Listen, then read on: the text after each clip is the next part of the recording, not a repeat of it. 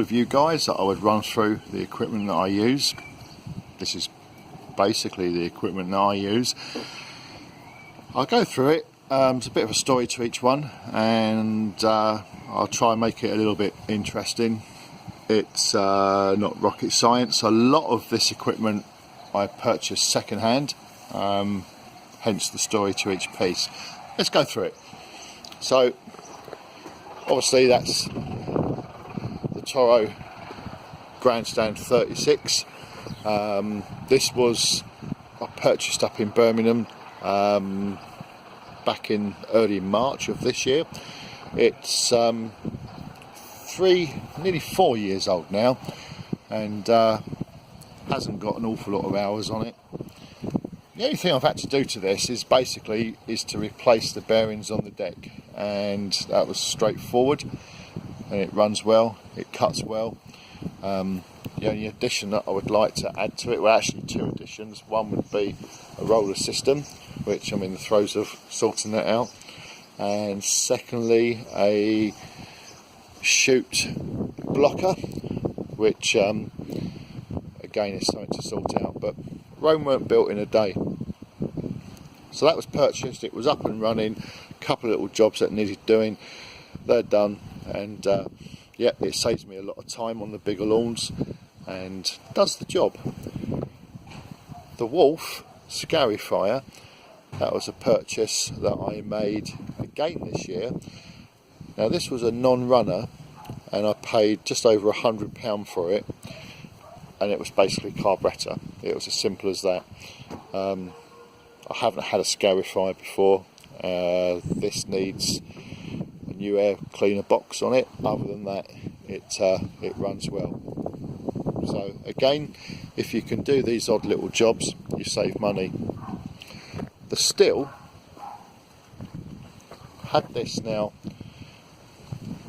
probably 3 years. HS75. That was an eBay purchase. Purchased again a non-runner. It was carburettor, and the blades were absolutely blunt. They were shot. Had to shim them. The carburettor was just unusable. It was not even something that you could clean. It had rusted, it was damaged, there was all sorts of issues. So I think it was basically a Chinese carburettor. It was up and running, the rest was just labour. What did I pay for that? 80 quid? About 80 quid. The Chinese pole cutter, that was a purchase, new. That's been with me now 4 years. So hedge cutter attachment and the chainsaw attachment. It's cheaply built, but it does the job, and it's still going strong. I can't see me buying something better quality until this packs up. It starts, it runs, it cuts. For the amount that I paid, I think I paid around about 120, brand new. It's a throwaway item. What I did purchase new was the hopper, and I use this quite a lot with lawn treatments. The only thing I've had as an issue is when you operate that door, this metal plate, as you can see, it rusts. What will happen is that will start to stick, and you've got to take the metal plate out, clean it up, oil it, and put it back. Other than that, it's done quite well. I've had that now, that's been 3 years I think now, and I look at each item and I think I paid £65 for that new. What it cost, and compared to what it's cost and what I earn from it, it yields a lot of money, a lot of income. It does the job. It spreads out at a very wide angle. So yeah, worth every penny. The two Stihl HS FS70s, a story to each. One of these I purchased 4 years ago. It was a purchase from a guy that had bought it new, was going to use it for work, decided then to go and do something else with his life, and I paid £140 for it. The other one was just an engine unit. I already had a spare gearbox and shaft, and basically put another one together. I think the engine cost me 80-90 quid, made up a second one. So 2 FS70s. Bank work, I cut a fair few banks, and the best tool I found is 2-stroke hopper mowers. Both of these are 218 SI Allen Suzuki powered. They were probably built, I would say, mid-90s. I think around 1995. There is a label on one of them. Having said that, probably won't be able to find it now. But there's a label on it somewhere. I'm sure it was mid-90s. It might even be older. It may be older than that. The point is this. To buy one of these new commercial quality 2-stroke, you're looking at probably £400-500. This one I paid £70. It had starting issues. It was difficult to start. The guy couldn't start it. It had compression. That was good enough for me. I brought it home to clean. It was a carburetor clean out job. The other one, just as a non-runner, crankshaft seals. Crankshaft seals, carburetor. Didn't cost really much at all. It's pennies to sort it out, and a really easy engine to work on as well. So that's the backup, and the one behind it works on the banks every week. A rope down the bank it goes, cuts the grass really easy. Moving on, the good old steel hand blower, basically purchased off of eBay. I think I paid 3 years ago 90 quid for that, second hand. I then had a bit of a wobbly. This was something I didn't purchase this until early part of this year, and it was something in my arsenal that I really needed.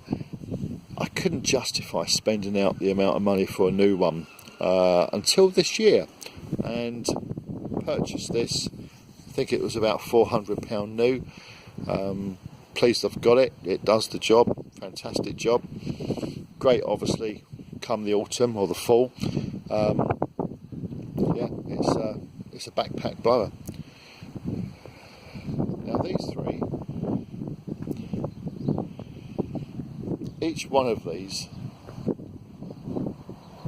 is 14 years or more.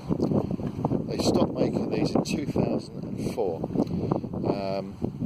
Each one was purchased again as a non-runner. They don't look pretty, do they? But they cut pretty. They cut so well. A roller on the back. They're like tanks. Each year I strip them, do work to them. They're alley decks. They don't rot. At the end of this season, 2 of these will be stripped, shot blasted, repainted, all the bearings replaced, wheels replaced. Basically they'll be fit for a new season. But these things, they do rack up the hours. They run hard, and they run a long way every week.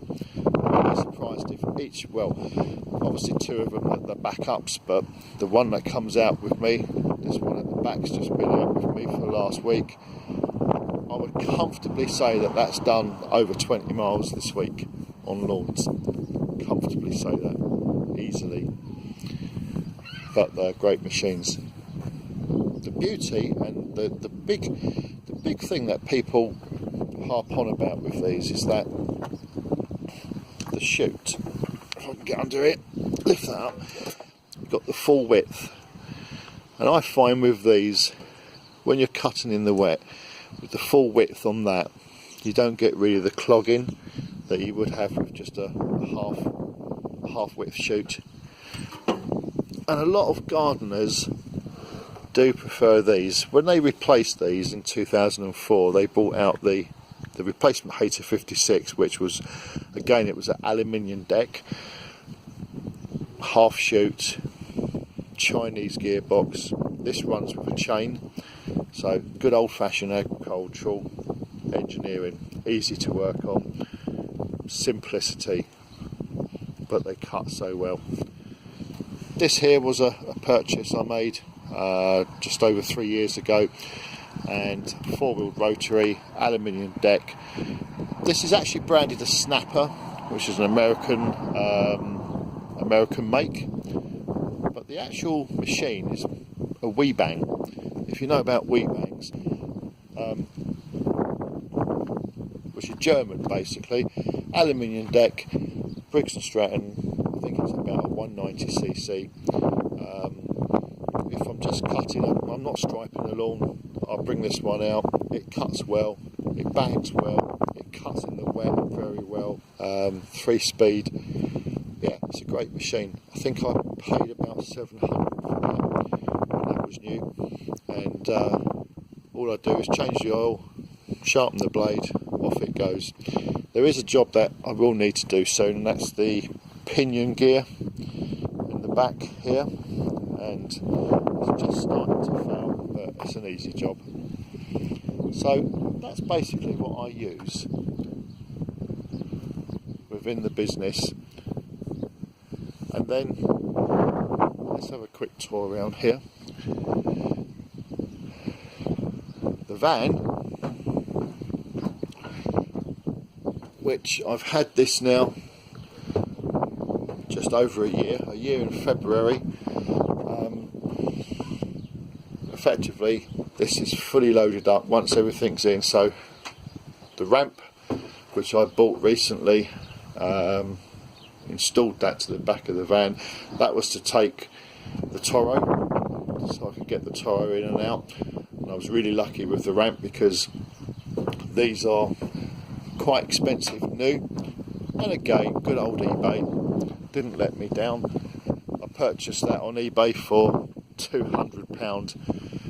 Had to make up some fittings to make it fit the van, but quick little plate, and yeah, away we went straight away. Fitted in nicely. Little wooden racking system, fuel cans, bits and bobs. I have a bag which I have things like gloves and tools and stuff like that in.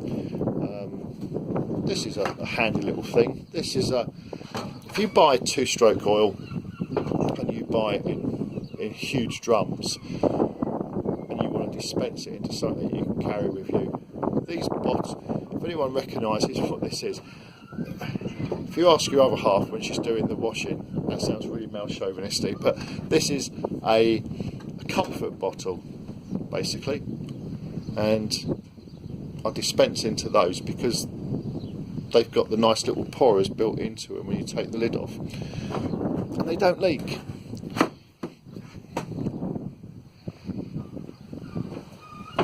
Just straightforward stuff really. So that's how we roll, and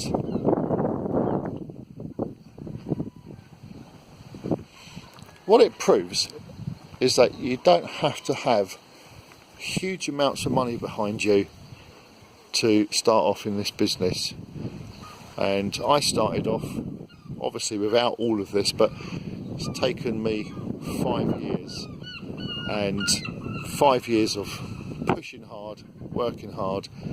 After 4 years I bought a van, and prior to that I was using a trailer, but yeah, it just takes time.